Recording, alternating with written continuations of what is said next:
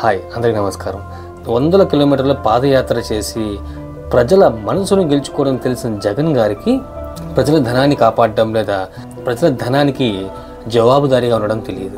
దానికి తోడు తానా అంటే తందానా అనే ప్రజాప్రతినిధులతో ఉండడం వలన ప్రకృతి విరుద్ధంగాను ఇష్టారాజ్యంగాను సిఆర్జెడ్ నిబంధన ఉల్లంఘించి మరీ ప్రకృతి సిద్ధంగా ఏర్పడిన ఋషికొండను చక్కెర వ్యాధి సోకినట్టు మెల్లమెల్లగా గుండు కొట్టేశారు. కేవలం 5 సంవత్సరాలు మాత్రమే తమ పదవులు అనుకుని ఉంటే ప్రజల ధనాన్ని ఇష్టానుసారంగా ఖర్చు పెట్టేవారు కాదు. ఎవరు అడుగుతారులే, అయినా మనమే కదా నెక్స్ట్ కూడా గెలిచేది, ఎప్పటికీ మనమే ఒక నియంత్రిత ధోరణితో ఆడంబరాలకు విలాసవంతమైన సౌకర్యాలకు అలవాటు పడి ఈ రాష్ట్రానికి నేనే రాజుని అని ఫీల్ అయిపోయి కట్టడాల పేర్లు కూడా విజయనగరం కోటలు, కళింగ కోటలు అని పేర్లు పెట్టి మరీ కట్టించారు అంటే ఏ విధమైన నియంత్రిత ధోరణితో ఆలోచనలో ఉండారో ఒక్కసారి మనం అర్థం చేసుకోవచ్చు. ఎప్పటికీ మనదే అధికారం అనే నియంత్రిత ధోరణితో ఉండి ప్రకృతితో ఆటలాడుకోవడం మరియు నియమ నిబంధనలు పట్టించుకోకుండా పర్యావరణానికి హాని కలిగిస్తే మొన్న వచ్చిన ఫలితాలే ఏ పార్టీకైనా వస్తాయి.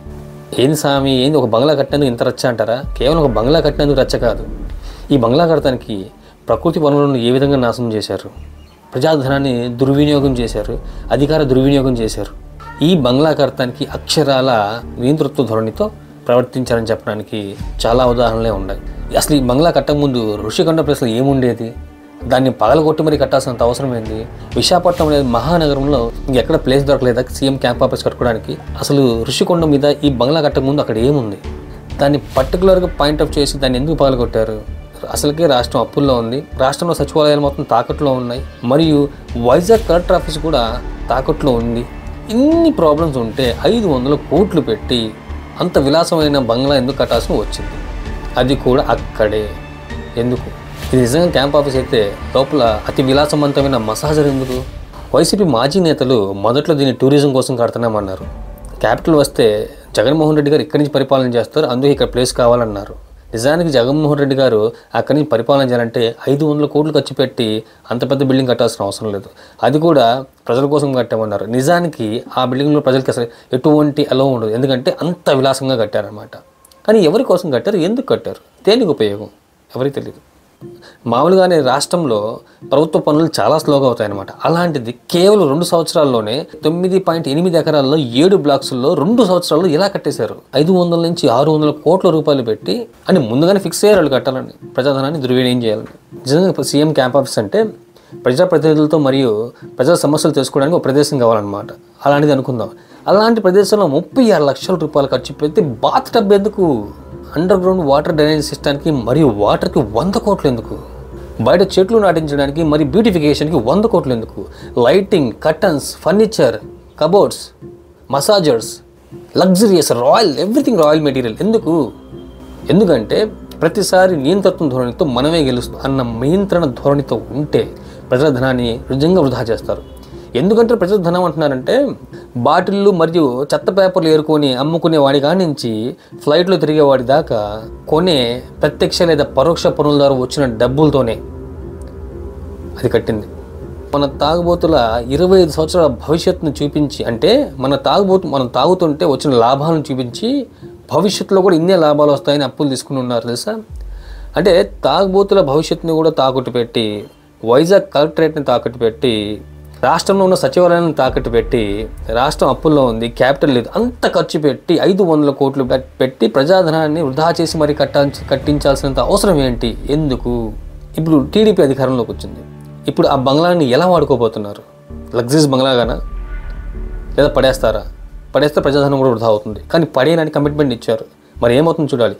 వీటన్నిటికీ క్లియర్ కట్గా ఆన్సర్ కావాలి అంటే ఈ వీడియో చివరి దాకా చూడండి, చాలా చూస్తారు. దానికంటే ముందు అసలు ఋషికొండ గురించి తెలుసుకుందాం. ఋషికొండ అనేది ప్రకృతి సిద్ధంగా ఏర్పడిన ఒక సహజ సిద్ధమైన కొండ. దానికి ఆపోజిట్గా ఋషికొండ బీచ్ ఉంది. ఈ దీన్ని నిర్వహిస్తుంది ఎవరో తెలుసా? ఆంధ్రప్రదేశ్ పర్యాటక అభివృద్ధి సంస్థ. ఈ ఋషికొండ ప్లేస్లో ఇప్పుడు జగన్ గారు పగలగొట్టిన ఋషికొండ ప్లేస్లో అంతకుముందు హరిత హిల్ రిసార్ట్ అనే ఉండేదన్నమాట. దీన్ని నిర్వహిస్తుంది కూడా ఆంధ్రప్రదేశ్ పర్యాటక అభివృద్ధి శాఖే. ఇది సంవత్సరానికి వచ్చి 18 నుంచి 32 కోట్ల వరకు టర్న్అవుట్ జనరేట్ చేసేది. ఇంత ఇన్కమ్ జనరేట్ చేస్తున్న ప్రభుత్వ రంగ రిసార్ట్ని కాదని ఎన్నో వేలు వందల మంది వచ్చే పర్యాటకుల్ని ఒక బ్లూ ఫ్లాగ్ లేబుల్ ఉన్న ఒక బీచ్ని కాదని ఎందుకు దాన్ని పగలగొట్టి మరీ కట్టించాల్సిన అవసరం ఉంది? ఈ కథ ఎక్కడ మొదలైందంటే 2021 ఆగస్టు 6న పొద్దున్నే జనాలు మామూలుగా బీచ్కి వచ్చినప్పుడు హరిత హిల్ రిసార్ట్ని క్రేన్ల సహాయంతో పగలగొడతాం చూశారు. జనాలకి ఏం అర్థంగా అడిగితే ఎటువంటి సమాధానం రాలేదు, అక్కడిని తరిమేశారు కూడా. 18 నుంచి 35 కోట్ల దాకా టర్న్ ఓవర్ ఇచ్చే ఒక ప్రభుత్వ రంగ రిసార్ట్ని కాదని, అసలుకే అప్పుల్లో క్యాపిటల్ లేని రాష్ట్రం 500 కోట్లు ఖర్చు పెట్టి ఈ హరిత హిల్ రిసార్ట్ని కూడా చట్టబద్ధంగా ఏం పగలగొట్టలేదు. హరిత హిల్ రిసార్ట్ న్యాయస్థానాన్ని ఆశ్రయించగా న్యాయోపవాదనలు జరుగుతున్నా కూడా దాన్ని పట్టించుకోకుండా సిఆర్జెడ్ అర్బన్ డెవలప్మెంట్ అథారిటీని లెక్క చేయకుండా వారి యొక్క నిబంధనలను పాటించకుండా అక్కడ ఈ బంగ్లా కట్టారు. 500 నుంచి 600 కోట్లు ఖర్చు పెట్టి. సిఆర్జెడ్ అంటే కోస్టల్ రెగ్యులేషన్ జోన్స్ అనమాట. భారతదేశం మొత్తంలో 4100 కిలోమీటర్లు కోస్టల్ ఏరియా ఉంటుంది.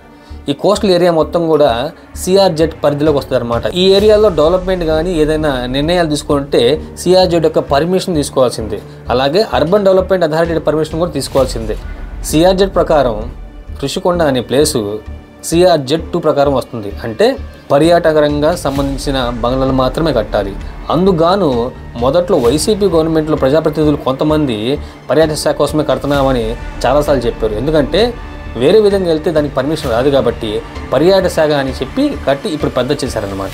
మాజీ పర్యాటక శాఖ మంత్రి ఆర్కే రోజా కూడా దీన్ని పర్యాటక శాఖ అభివృద్ధి కోసమే కడుతున్నామన్నారు. ఎందుకంటే సిఆర్జెడ్ 2 ప్రకారం ఈ ప్రదేశము ఓన్లీ పర్యాటక రంగానికి మాత్రం సంబంధించింది. ఎటువంటి డాబాలు కానీ, ఎటువంటి సెక్రటరియట్లు కానీ, ఎటువంటి పెద్ద పెద్ద బంగ్లాలు కానీ కట్టరాదు. సో అలా ఉన్నప్పుడు ఏమవుతుంది, మేము సెక్రటరియట్ కట్టుకుంటాను, నేను పెద్ద పెద్ద డాబాలు కట్టుకుంటాను అంటే పర్మిషన్ ఇవ్వరు. అందుకనే పర్యాటక రంగ అభివృద్ధి అని చెప్పారు. పర్యాటక రంగ అభివృద్ధి కట్టుకోవచ్చు, అక్కడ కాబట్టి ఇంకో చోట కట్టుకోవచ్చు. కానీ ఆల్రెడీ ఎస్టాబ్లిష్ అయిన ఒక హరిత హిల్ రిసార్ట్ లాంటి ఒక అద్భుతమైన కట్టడాన్ని ఎందుకు పగలగొట్టేశారు? అది కూడా 18 నుంచి 30 కోట్ల రూపాయలు ఆదాయం. ఈ మధ్యకాలంలో ప్రజాప్రతినిధులకి మరియు సీఎంలకి ఒక పిచ్చి అయిపోయింది అనుకుంటా. వాళ్ళు చేస్తున్న ఉద్యోగం రాజప్రసాదంలో ఫీల్ అయిపోతున్నారు. అంతకుముందేమో మాజీ సీఎం కేసీఆర్ గారు సేమ్ ఒక పెద్ద బంగ్లాని కట్టారు 52 కోట్లు పెట్టి. అది కూడా పెద్ద చర్చనీయాంశమైంది. రీసెంట్లీ ఏమో ఢిల్లీ ముఖ్యమంత్రి అయిన కేజ్రీవాల్ గారు కూడా తన ఇంటిని రెనోవేట్ చేసినందుకు 52 కోట్ల దాకా ఖర్చు పెట్టారు. కేవలం కర్టన్స్కే 9 లక్షల రూపాయలంట. ఉతకాల్సిన అవసరం ఉండదే మా కర్టన్స్ని, మరి అంత ఖరీదు పెట్టుకుంటున్నారు. అదంతా ఒక ఎత్తు అయితే మనమేం తక్కువ తిన్నాము అన్నట్టుగా మన ప్రజాప్రతినిధులు ఋషికొండ మీద 9.8 ఎకరాల్లో 7 బ్లాక్స్ కింద 500 నుంచి 600 కోట్లు ఖర్చు పెట్టి కేవలం 2 సంవత్సరాల్లోనే దీన్ని పూర్తి చేశారు. డ్రైనేజ్ సిస్టమ్ మరియు వాటర్ సిస్టమ్కి 100 కోట్లు, బయట బ్యూటిఫికేషన్ మరియు చెట్లు మరియు లోపల రాయల్ ఫర్నిచర్కి, మసాజర్స్కి, బాత్ టబ్స్కి, కర్టన్స్కి, లైటింగ్స్కి అన్నిటికీ కూడా కోట్లు. చాలా ప్రదేశాల్లో డిస్ట్రిక్ట్ ఒక బంగ్లా కనబడుతుంది, రీసెంట్లీ కనబడుతుంది. వాటి గురించి ఒక వీడియో తీద్దాం. ఇది జరుగుతున్నప్పుడు ఎవరు ఆపలేదా అంటే చాలామంది ఆపడానికి ట్రై చేశారు, చాలామంది ప్రజాప్రతినిధులు ఆపడానికి ట్రై చేశారు. అసలు ఎవరు లోపలికి కూడా రానిలేదు. ఎందుకంటే అక్కడ ఏం కట్టినారో ఎవరికి తెలియదు. ప్రస్తుత డిప్యూటీ సీఎం ఉన్న పవన్ కళ్యాణ్ గారు ఒకసారి దిగి ఆపడానికి ట్రై చేశారు. లోపల పోలీసులు ఆపేసి పర్మిషన్ ఇవ్వలేదు. మ్యాటర్ ఏంటంటే ఇప్పుడు ఈ బంగ్లాని ఏం చేయబోతున్నారు టీడీపీ వాళ్ళు. 2 ఇదే బంగ్లా గురించి వైసీపీ యొక్క ప్రజాప్రతినిధులను అడిగితే అది మేము రాష్ట్రపతి ప్రధానమంత్రి కోసం కట్టించామంటున్నారు. గౌరవనీయులైన రాష్ట్రపతి గారు త్రివిధ దళాధిపతి, అంటే వైజాగ్ వస్తే నేవీ బేస్లోనే ఉంటారనమాట, ఇంకెక్కడ రారు. ఒకవేళ గౌరవనీయులైన ప్రధానమంత్రి గారు వస్తే ఐఎన్ఎస్ ప్రాంతంలోనే ఉంటారు. ఎందుకంటే వాళ్ళకి ఒక ప్రోటోకాల్ ఉంటుంది. హోటల్లో ఉంటాను, జగన్ గారి సిబిఎన్ గారి బంగ్లాల్లో ఉంటానంటే ఊరుకోరు ఎవరు కూడా. వాళ్ళకి ప్రోటోకాల్ ఉంటుంది, అదే ఫాలో అవ్వాలి. 500 కోట్లు పెట్టి బంగ్లా కట్టడం తప్పు కాదు. అది కూడా ప్రజాధనాన్ని ఉపయోగించి సొంత ప్రయోజనాల కోసం విలాసవంతంగా కట్టుకోవడం తప్పు. ఇది ఇలా ఉండగా గత పాలనలో చంద్రబాబు గారు అధికారంలో వచ్చాక అధికార నివాసం ఇంకా ఏర్పడలేదు. అప్పుడు ఆయన ఒక 5 స్టార్ హోటల్లో ఒక కింద ఫ్లోర్ మొత్తం రెంట్కి తీసుకుని ఉండడం, అది కూడా 30 కోట్ల దాకా ఖర్చు పెట్టడం జరిగింది. ఏదైనా కూడా ప్రజాధనాన్ని ఇది కూడా ప్రజాధనాన్ని దుర్వినియోగం చేసినట్లే. ఇది కేవలం వైసీపీ కనుక చెప్పట్లేదు. ఏ పార్టీకైనా వాళ్ళకి ఇచ్చిన అధికారాన్ని 5 ఏళ్ల పాటు సద్వినియోగంగా మరియు ప్రజాధనాన్ని సంరక్షించగలిగితే ఏ పార్టీ అయినా కూడా పువ్వులు పెట్టుకుని చూసుకుంటారు జనం. అలా కాకుండా ఇలా చేస్తే ఏమవుతుందంటే నెక్స్ట్ ఎప్పుడైతే వీళ్ళ అధికారం అయిపోతుందో భయపడుతూ బతకాల్సి వస్తుంది. ఏ రోజు ఏ కేసు పెడతారా మన మీద అని. ఇది కేవలం వైసీపీ పార్టీ సంబంధించిందే కాదు. వైసీపీ పార్టీ అయినా, జేఎస్పీ పార్టీ అయినా, టీడీపీ పార్టీ అయినా ఎవరైనా కూడా ప్రజాధనాన్ని సంరక్షిస్తూ ప్రకృతిని కాపాడుతూ నియమ నిబంధనలకు పాటిస్తూ కట్టడాలు జరిపితే ఎవరికైనా మంచిది.